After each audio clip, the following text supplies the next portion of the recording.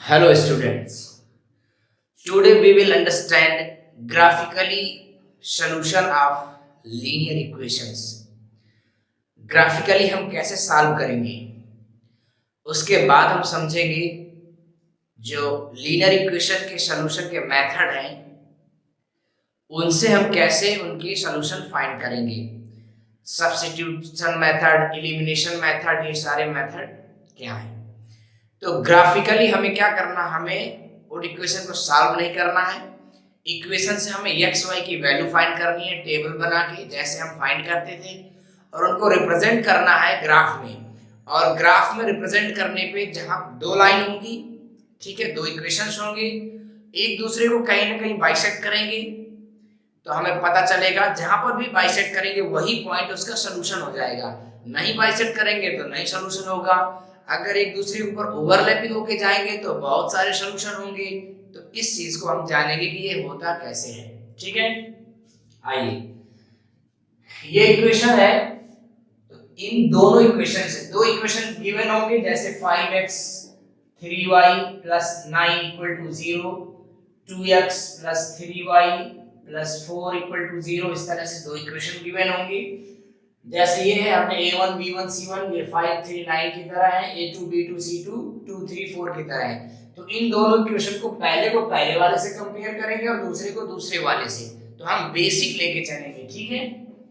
Basic में क्या आएगा, अगर a1 / a2, इस पहले इक्वेशन के x का कोएफिशिएंट, दूसरे के x का coefficient, a1 / a2 equal to b1 / b2, यानी कि y का कोएफिशिएंट, ठीक है, y का coefficient equal to constant term c1 / c2।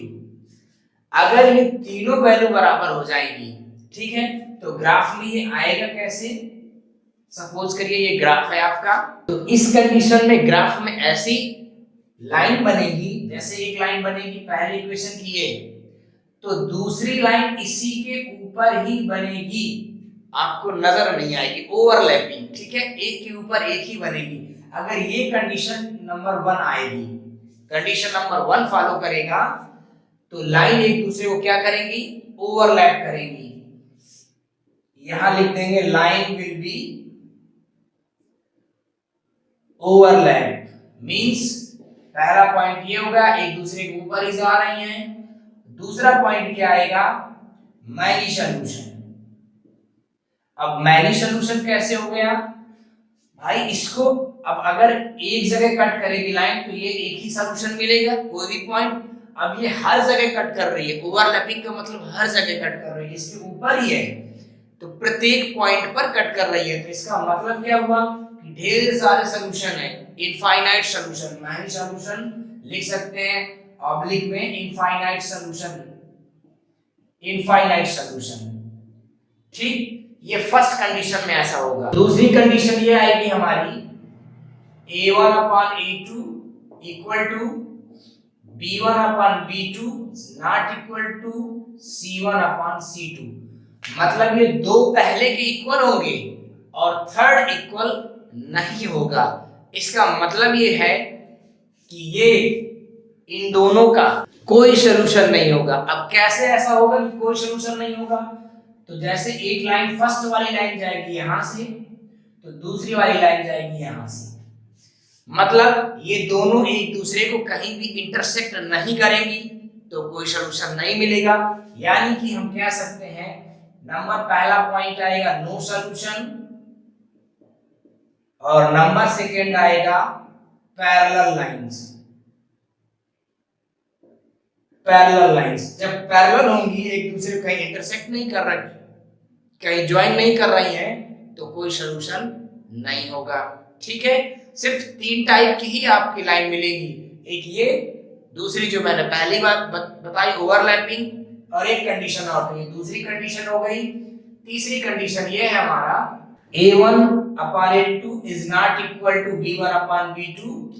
पहले ही दो टर्म, दो रेशियो इक्वल नहीं होंगे, बाकी इक्वल ना हो उससे कोई मतलब नहीं, पहला वाला जो रेशियो है वही इक्वल नहीं होगा, फर्स्ट इक्वेशन का और सेकंड इक्वेशन का, ठीक है।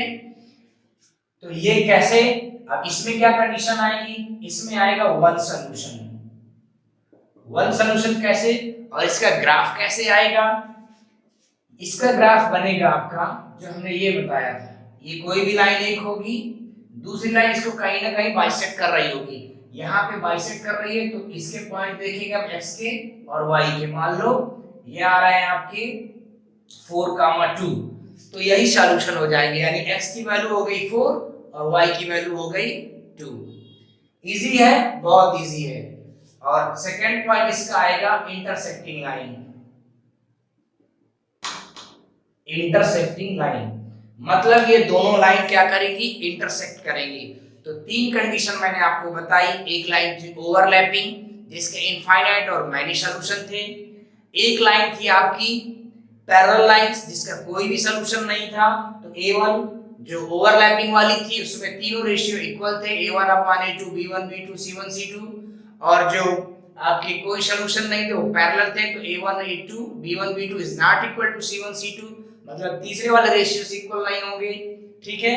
और जो चौथी कंडीशन थी इंटरसेक्टिंग लाइन, उनका पहला ही रेशियो इक्वल नहीं था। अब ये बेसिकली आएंगे कैसे, एक एग्जांपल से मैं आपको बता देता हूं। तो कोई भी एक एग्जांपल ले लेते हैं, 2x + 3y + 4 = 0, ठीक है।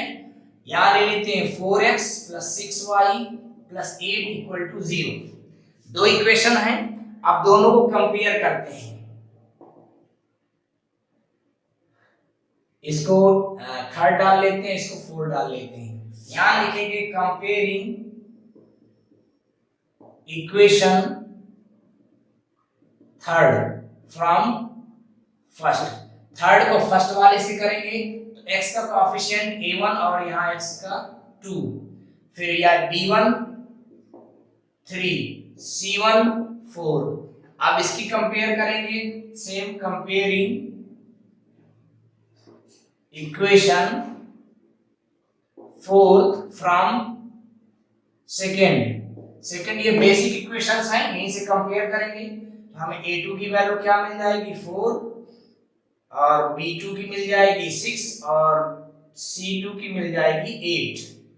क्लियर, ये वैल्यू मिली। अब देखिए इसमें क्या करना है, निकालते हैं हम a1/a2 b1/b2 c1/c2, ठीक। तो a1 अब ये देखते हैं कहां तक पहला इक्वल होगा, दूसरा या सारे इक्वल हो जाएंगे। तो a1/a2 2/4, b1/b2 3/6 और c1/c2 4/8।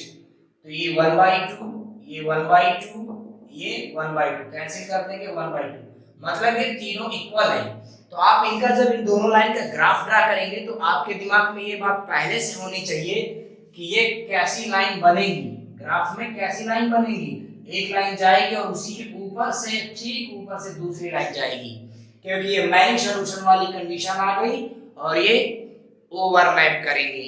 क्लियर, ऐसे ही बाकी इंटरसेक्टिंग लाइन होगी, ऐसे ही पैरेलल लाइन होगी, सेम हमें कंपेयर करके करना है।